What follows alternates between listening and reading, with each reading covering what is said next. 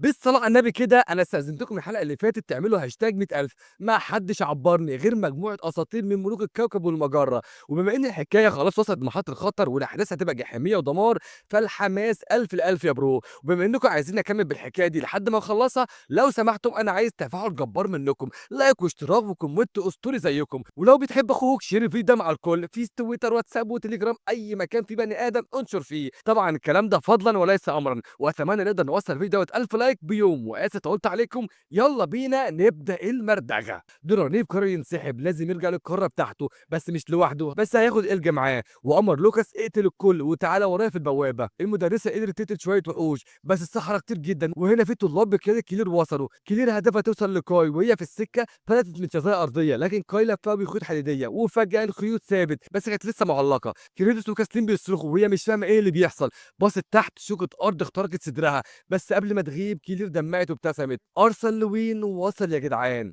ورا أرسل كان في وحش أسطوري تنين ضخم، قرنين طالعين من راسه، جسمه من قشور سودا زي السبج، وعينيه بتلمع بالوحشية. لكن الرعب الحقيقي كان في عيون أرثر يا صاحبي، كل خطوة ليه كانت ثقة وغضب وغليان عنف مالوش حدود. كلير كانت نفسها تشوف وش لوكاس وهو بيتفرم. لوكاس بدأ يحس برعب، رعب ما شافوش حتى في كوابيسه، حاول يستفزه بس أرثر عدى جنبه ولا كأنه شايفه أصلا.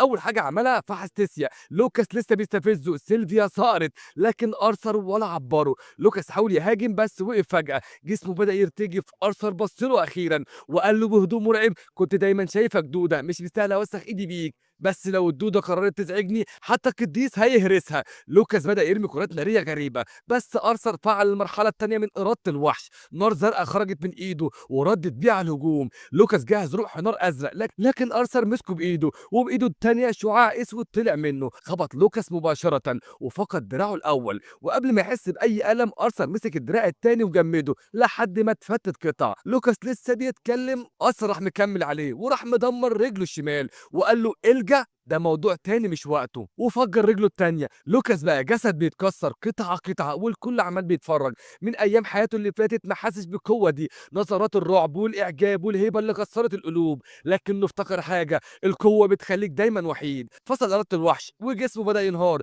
لوكاس عمال بيعيط وصرخ باسم أخوه، لكن 3 رمح مانا نزلوا من السماء ومات قدام أخوه. بيرون شاف المشهد وانفجر من الغضب، هاجم فورا بس أرثر ما كانش عنده مانا. سيلفي هاجمت عشان تحميه بس أرثر صرخ فيها ما تهاجموهوش. سيلفي اتمسكت، فاري جمدها في كوره وولفرد القزم استدعى جلمود حمم بركانيه عشان يساعد الناس تخرج، بس بيرون واقف قدام أرثر وبيقول له الموت قليل عليك. اولفرد حاول يهديه وقال له هو اللي انقذنا من اخوك، لكن بيرون ما سمعش وهاجم على أرثر، نار ورعد بيولعوا الجو يا صاحبي. وباللحظه اللي كان هيقتله فيها فاري جمده بسيف جليد وقال له محاكمتك هي اللي هتحدد مصيرك انت والتنين بتاعك. الناس بتتهرب، في قتلى ومصابين بيتعالجوا، وارثر اتربط واتكبل وحتى نواه المنى بتاعته اتقفلت بالسلاسل. طلب منهم وقال لهم سيبوا لي الرابط بتاعي. فراي اتفاجئت انت رابطك تنين. سيلفي رجعت لشكلها الصغير وبدات الرحله، واثناء ما كانوا بيتنقلوا الاشاعات انتشرت انه بلاء اتهموه ان هو السبب في اللي حصل. وفي اللحظه دي اهله وصلوا، فاري سمحت له يتكلم معاهم. ارثر حاول يطمنهم وقال لهم هحل سوء الفهم ده قريب جدا، لكن فجاه فاري وصل لها امر رسمي من المجلس وده اللي اتقال بالظبط، انا فاري اوراي وبصوت مجلس ديكسيان بعلن القرار النهائي، ارسل لوين مرتكب اعمال عنف مفرط ومتورط في احداث اكاديميه زايرس، هيتم حرمانه من لقبه كساحر ومصادره نواه المنى بتاعته، وهيفضل معتقل لحد المحاكمه. الكل اتصدم، اهله مش مصدقين، الشهود مش فاهمين ليه، بس كاسلين الوحيده اللي وقفت وقالت لو ما كانش اتصرف كلنا كنا متنا، هكلم اهلي واصلح ده. لكن فاري فرجتها ختم ملوك سبيان والموافقه الملكيه على القبض عليه. ارثر فهم وما حاولش يقاوم، طلب بس يودع اهله وقال لهم بهدوء هغيب شويه لحد ما الحقيقه تبان. بس المره دي ابوه هو اللي طمنه وقال له احنا دايما مستنيينك وبأذرع مفتوحه دايما. اولفرد جه واستدعى وحش حمم جديد وقال له اركبوا ده ابرد مما تتخيل. بداوا يبعدوا عن زايرس وفاري ماشي قدامهم وشايل سيلفي في كوره مانا. ارثر ساله ليه كل القيود ديت، انا مش جايب عشان اواجه 2 من الرماح. اولفرد رد عليه وقال له احنا فوق منطقه الوحوش وما نقدرش نخاطر حتى واحنا اقوياء، لسه في حاجات اخطر مننا بكتير. وفجاه وصلوا القلعه الطائره، قصر مجلس الممالك الثلاثه، اي نوع سحر ممنوع تماما. وقبل ما يدخل اولفرد قال له اخر نصيحه، من دلوقتي ما تتكلمش مع حد، حتى إحنا. دخلوا ممرات ضخمة ولمّا وصلوا القاعة كان في 3 قدامهم، دوسيد ملك الأقزام أول واحد يتكلم وبتوبيخ شديد قال له: "إزاي تحني راسك قدامنا بالشكل التافه ده؟ مفروض تكون راكع على ركبك." بس ملك البشر قال له: "عندنا حاجات أهم دلوقتي." وفجأة أبو تيسيا ملك الجان دخل الحوار وشكر أرثر على اللي عمله وخاصةً إنه أنقذ بنته. بس الأقزام اتقلبوا عليه وقالوا له: "إزاي تشكره؟ الواد ده استغل اللي حصل وعمل جريمة بشعة جدًا علشان يتخلص من خصمه من عيلة نبيلة. لو ما وقفش هنا اتهموا كمان إنه ممكن من المستقبل يبقى خطر على المملكة كلها." وعلشان كده طلبوا بإتلاف نواة المانا بتاعته بالكامل. لقوا كمان قتل التنين بتاعه. ملوك البشر حاولوا يبقوا محايدين وقالوا: "هو أنقذ ولادنا بس اللي عمله برضه غلط." والجو سخن جدًا. أرثر حاول يتكلم لكن اتقال له: "اسكت واخرس." وبصوت خشن جدًا وعنيف، لدرجة إن ألدوين نادى على الرمح بتاعه. الوضع كان على وشك الانفجار، بس في الآخر اتحبس من غير ما يقدر يدافع عن نفسه، وبعد كده رموه في الزنزانة. أولفريد جه وقال له: "هاعدي كل شوية أجيب لك أكل لحد ما تتأقلم على بيتك الجديد." بس صوت مألوف جه من بعيد. أرثر، كانت المديرة سينيسيا محبوسة زيه بالضبط. قالت له إنها مش عارفة إيه اللي حصل، وهو حكى لها كل حاجة، الهجوم ولوكاس ودراينيف. سألته عن تفاصيل القائد وقال لها كل اللي يعرفه، بس قال لها كمان: "أنا شاكك فيكِ، بس يا ريت أكون غلطان." سينيسيا حاولت ترد، بس لعنة صوتية سحرية خلتها تتعذب من غير ما تنطق.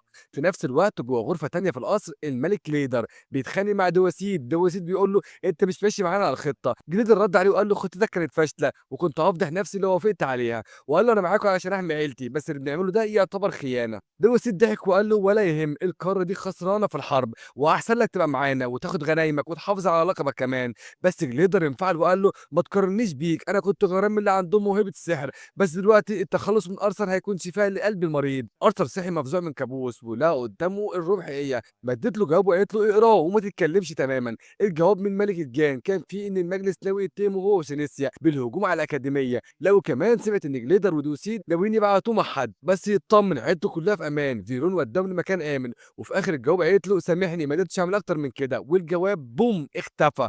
وقتها بيرون دخل الزنزانة وقال له: "المجلس أخد القرار." وخلال الانتظار بيرون بيسخر منه وقال له: "بعد الحكم أنا هاهتم بعيلتك زي ما عملت بأخويا بالضبط." أرثر بص له وقال له: "عيب على الرمح يهدد طفل عنده 13 سنة." وقال له كمان: "لوكاس انضم بإرادته وخان زمايله بنفسه." بيرون اتجنن وزقه على الأرض وباب القاعة اتفتح وصوت الحكم طالع: "سينيسيا إعدام علني." وهما بيتلاقوا بنظرات مليانة وجع. أرثر فهم دوري جاي. ملوك الأقزام بصوا لأرثر بابتسامة خبيثة وقالوا له: "بفضل كرمنا هتفقد بس رتبتك كساحر وهتتسجن لحد ما نشوف هنكرر إيه تاني." أرثر سألهم وهو متوتر: "ورابط التنين بتاعتي؟" الدوين قال له بكل برود: "لما تفقد رتبتك هتفقد كل الروابط حتى مع الوحوش يا حبيبي." ودوسيد قال له بجراءة: "ما تقلقش، هنسلمه لساحر أقوى يستحق يكون مع تنين نادر زي ده."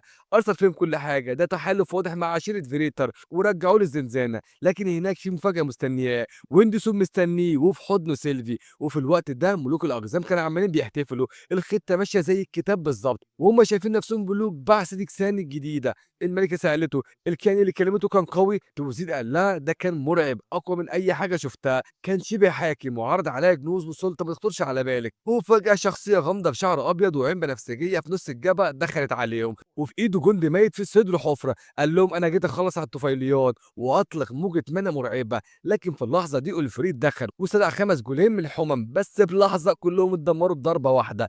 أولفريد غطى نفسه بدرع حمم مشتعل وراح يهاجم بكل قوته. لكن الخصم ما حسش بيه حتى ورماه على الحيطة زي الريشة. قال له: "عندك قوة مفيدة لمستقبل القارة بس ده مش كفاية." وهجم عليه بسرعة خارقة وبصباع واحد خلاه خارج المعركة تماما. ووجه نظرته للملوك لكن ميجا دخلت المعركة دمجت الجاذبية بأقوى سحر عندها وهجمت عليه بهارات ربيع عملاقة. بس بصباع واحد بس جمدها في مكانها. ميكا حاولت تقوم وزودت تعويذتها أكتر بس اتصدمت.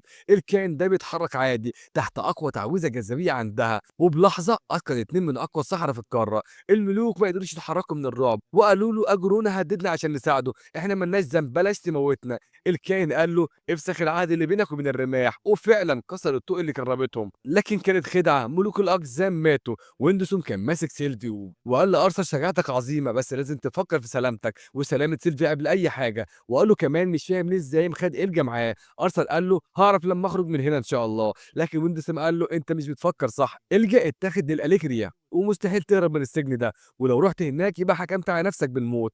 أرثر بَص له وسأله: طب أعمل إيه؟ الوضع سخيف، ملوك الأقزام خانوه، وملوك البشر كمان في شبهات. ويندسون كان بيتكلم مع أرثر عن خيانة ملوك البشر، وقال له إنهم مش مرتاحين للي حصل، بس أرثر سبقه وفهم كل ده لوحده. ويندسون اتفاجئ بسرعة تحليله، لكن قبل ما يكملوا بيرون دخل بعصبية وسأله: أنت صاحب السجين ده؟ ويندسون رد عليه بتعويذة بنفسجية غريبة، ووقف هجومه بالكامل. بيرون حاول يهاجم تاني بس فشل ووقع على ركبته. وفجأة فراي ظهرت وقالت له: كفاية، أنت واقف قدام دايديا ومفيش أمل تتفوق عليه. وبتشوف بقى المجلس مستني. وصلوا لقاعة المجلس، الملوك الثلاثة سينيسيا والمخلوق ذو الثلاث عيون كلهم كانوا موجودين. أرثر توتر لكن ويندسون هداه. الكائن الغريب ده عرف عن نفسه اسمه ألدرا، وجاي مع ويندسون عشان يدوا فرصة أخيرة لديكسان تفوز في الحرب. قال لهم إن الخونة اتصفوا والرماح بقت تحت سيطرتهم، وأي قرار غلط فات هيتغاضوا عنه. الملوك اتجمدوا مكانهم، لكن جريدر سأله: لو انتم أقوياء كده ليه مش تنهوا الحرب نفسكم؟ ألدرا قال له: لو الأسورة حاربوا بعض العالم هينهار بالكامل، وعشان كده اتفقنا مع فيريتر إن مفيش حد فينا يتدخل في شؤون البشر. أرثر سأله: مش اللي عملتوه مع الملوك الأغزان ده يعتبر خرق للمعاهدة ديت؟ ويندسون رد عليه وقال له: أجرونا بيهاجم من قارة بيحكمها أسورة، يعني هو اللي خرق المعاهدة بطريقة غير مباشرة. أرثر سأله على الكائنات المقننة ذات القوة المهولة ديت. ألدرا اهتم بالسؤال وقال له: دول بشر عاديين زيكم، بس تعرضوا لتجارب سنين طويلة لحد ما بقوا شبه أسورة. وقال له كمان عددهم قليل جدا وأجرونا مش هيجازف بيهم، عشان كده مهمتك هتكون القائد العام لجيش ديكسان. بعد الاجتماع ويندسون قال لأرثر: يلا نروح تودع عيلتك عشان تبدأ تدريبك في ايفيديوس. وفي الطريق شرح له شوية أسرار. الأسورة 8 أعراق، كل عرق فيه عائلات كتير، بس واحدة منهم بتكون العيلة العظمى. فيريتا كانت من سلالة البازيليسكا. وبعدين قال له سر خطير: من سنين سيلفيا دخلت مهمة سرية لقتل أجرونا، كانت ضمن فرقة تنانين النخبة، ولما اكتشفوا إنها الأميرة كان فات الأوان يرجعوها. ولما دخلوا أراضي أجرونا اتصدموا، كان في انتظارهم كائنات مهجنة مخلوقات قوتها زي الأسورة. أجرونا عمل تجارب وجوز الأعراق ببعضها علشان يخلق وحش خارق. النتيجة الفرقة كلها اتسحقت تماما وسيلفيا اختفت. أجرونا راح للملك إندرا وقال له: بنتك ماتت. إندرا انفعل وكان هيعلن الحرب على طول، بس باقي الأسورة أقنعوه يوقع معاهدة سلام بدلها. أرثر استنتج التحف اللي بتمد الرماح بالقوة دي جاي من الأسورة علشان يوازنوا كفة الحرب. وفي اللحظة دي وصلوا للمخبأ، العيلة كلها خرجت تستقبله وكانت رينيا معاهم. بعد شوية راحة ويندسون مشاور له إن الوقت جه، وأرثر طلب يتكلم مع عيلته لوحده. ولما بقى لوحدهم قال لهم الجملة اللي كان حابسها من سنين: أنا مش من العالم ده. أبوهم افتكروا إنها نكتة أو إنه اتخبط في دماغه، بس أبوه قال لهم اسكتوا خلونا نسمعه. أرثر بدأ يحكي عن العالم اللي اتولد فيه، عن حياته، عن المعارك، عن أصدقائه، عن كل تفصيلة عن ماضيه. أرثر قعد بيحكي لأهله عن حياته التانية، عن الملك جراي، عن اللي مر بيه. وأبوه كان ساكت بس بدأ يسأله شوية أسئلة قصيرة بوش بارد ما فيهوش نقطة تعبير. أما أمه فضلت متجمدة ما اتحركتش لحد ما الزمن وقف بالنسبة لها، وفجأة بدأت تضحك ضحكة فيها خوف، مش مصدقة. كانت بتحاول تقنع نفسها إنه بيهزر هزار تقيل، لكن أرثر قال لها بكل جدية: أنا مش بكدب. ودي كانت القشة اللي قطمتها. بدأت تنهار وبتصرخ، وأرثر قرر يسيبهم لوحدهم. بعد شوية أبوه خرج وطلب يكلمه لوحده. مشوا بعيد وسأله: كل اللي قلته ده كان حقيقي؟ أرثر سأله: هو أنت كويس؟ بس الأب انفعل وقال له: أنا مش عارف أتعامل معاك، أنت أرثر ولا الملك جراي؟ أنا محتار، إحنا كنا بنعيش مع طفل ولا مع راجل كبير بيجاملنا؟ وبعدين قال الكلمة الصعبة: يمكن أنت قتلت الطفل الحقيقي وخدت مكانه. وضرب الحيطة جامد من القهر، لكن بعدها قال له: أنا آسف ما كانش قصدي. أرثر رد وقال له: أنا نفسي مش عارف إعادة الميلاد بتمشي إزاي، بس احتمال كبير اللي بتقوله ده يكون صح. أنا اخترت اللحظة دي علشان أقول الحقيقة، لأني داخل على تدريب طويل وهنفترق سنين، بس دلوقتي ندمت إني قلت. وقال له كمان: في حياتي القديمة ما كنتش بعرف يعني إيه عيلة، كنت قوي بس ما كنتش بني آدم كويس، بس هنا اتعلمت أكون إنسان، وكل ده بسببكم. شكرا عشان ربيتوني وحبيتوني كأني ابنكم الحقيقي. وقبل ما يمشي ودع رينيا وقالت له جملة قصيرة بس تقيلة: إياك ترجع تبقى اللي كنت عليه. ويندوسون فتح البوابة في دمه، لكن قبل ما يدخلوا أرثر سأله: شكلي عامل إزاي دلوقتي؟ ويندوسون رد عليه وقال له: شكلك زي محارب ايفيديوس، تعبيرك بارد كأنك دفنت مشاعرك عشان تبقى مقاتل مثالي. وعدوا البوابة ووصلوا كوبري بيعاكس السماء وشجر جريز على الجنبين وتماثيل تنانين ضخمة وجناحاتهم مغطية القصر كله. دخلوا قاعة العرش. في الآخر كان قاعد اللورد إندرا، وشه شباب شعره أبيض أكتر من ويندوسون، جلده كان شاحب وعينه بنفسجية. الغريب أرثر مش حاسس بأي طاقة خارجة منه، لكن فجأة الرونات في جسمه اشتعلت وبقى حاسس إنه بيتحرق. وبنفس واحد أندرا خلى سيلفي تختفي وقال له بهدوء: اهدى، أنا بس عايز أقابل حفيدتي. بعد ما أندرا شاف سيلفيا بص لأرثر وقال له: المستوى السحري بتاعها مهزلة. وكررها بكل برود: مهزلة. وقرر بنفسه إن هو اللي هيدربها، وقال لأرثر: هبلغك عن طريق ويندوسون لما تيجي لحظة رجوعك. ومشي وسابه واقف وسط الصدمة. أرثر قال كل اللي بيحصل ده غريب، لكن ويندسون رد عليه الأمر محرج لكرامة العصفورة، إن مصير الحرب يتعلق بواحد من كائنات الدنيا، بس ما تقلقش هندربك كواحد مننا. وبدأت رحلة الجحيم، وصلوا لكهف صديق قديم لويندسون اسمه كودري من نفس عشيرة ألدرام من عرق البانتيو، وده اللي هيدربه على القتال الجسدي. أول ما سمع إن أرثر استخدم كرة الإيسر اتصدم، الإيسر ده مش مجرد طاقة، ده قوة بتتحكم في الزمان وتفصل الروح عن الجسد. وبدأ التدريب، وأسبوع واحد بره كان جوه كأنه سنة كاملة. أرثر بيموت كل يوم، كل مرة بيموت بيبدأ من جديد. كودري كان بيوقفه يرتاح بس عشان جسمه ما يبداش يتعامل مع الموت كأنه جرح عادي. قال له انا مش هخليك قوي بالنسبة للبشر، انا هخليك وحش حتى وسط الأسورة.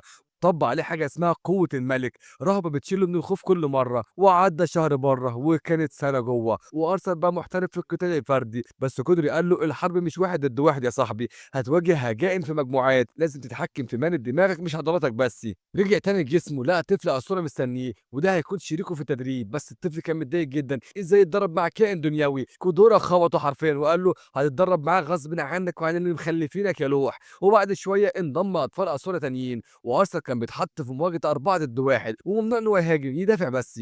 كودري قال له لو كان اتولد في أسورة كان هيكون من أقواهم. وبعد 4 سنين داخلية التدريب مع كوداري خلص، ورغم القوانين اللي بتمنع استخدام كرة الإيسر مع الأطفال عشان بتسبب إنهاك ذهني، أرسنال ما تأثرش ولا رجع بتشويش. في الطريق للمرحلة الجاية ويندوسون سلمه جواب من ديكسيان بيشرح تفاصيل عن الأليكريا. أمهم في 4 جنرالات اسمهم المناجل، وكلهم هجاين عندهم دم الفريترا، وكل واحد منهم معاه تبع بيخدمه. تخيل بقى يا معلم ان واحد من التابعين دول هزم رمح من ديكسان بكل سهوله، يعني المناجل نفسهم قوه خارقه للطبيعه. وانتم اداله قائمه ادوات لازم يجمعها، وسلموا حاجه بسيطه شكلها تافه كانت شخشيخه اطفال، لكن التحدي يصطاد كل الوحوش المطلوبه من غير ما يصدر منها صوت واحد. وارسل ما اعترضش ولا نطق، وغاص في تحديه الجديد. وبس كده يا شباب، وصلنا نهايه الجزء ده. ولو عايزين تعرفوا ارسل هيصطاد الوحوش دي ازاي، وهل هيقابل المناجل بنفسه ولا لا، وهل سيلفا هتحول فعلا لمقاتله من سلاله التنانين، كل ده هنشوف الحلقه الجايه ان شاء رب العالمين. وبما اننا خلاص قربنا من 100,000 اخ واخت، استاذنكم اكتبوا لي تحت كلمه هاشتاج 100,000 واستناني في الجزء اللي جاي. وما تنساش اشترك في القناه وفعل الجرس وتدوس لايك، والاهم تسيب تعليق يشعل الحماس تحت. ويلا سلام.